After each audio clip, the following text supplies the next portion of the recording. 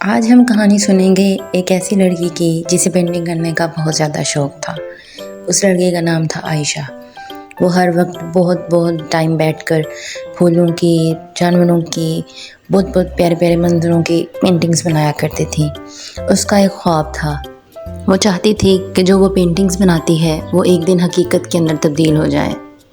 ایک دن وہ دریا کے کنارے بیٹھی پینٹنگز بنا رہی تھی کہ اچانک اسے پانی کے اندر کچھ چمکتا ہوا نظر آیا۔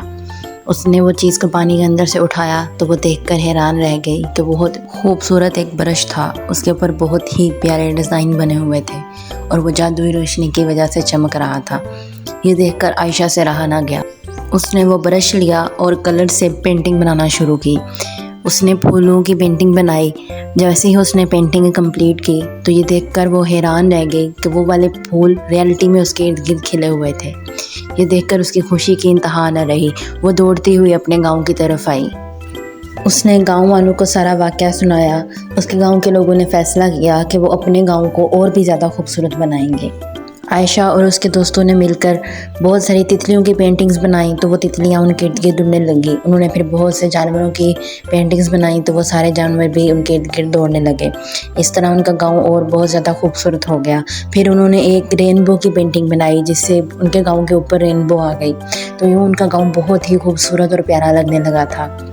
پھر ایک دن ایسا ہوا کہ آسمان کے اوپر کالے بادل آ گئے اور جس سے بارش ہونے لگی، اور وہ بارش 1-2 دن مسلسل جاری رہی، جس کی وجہ سے ان کے گاؤں کی خوبصورتی خراب ہو گئی۔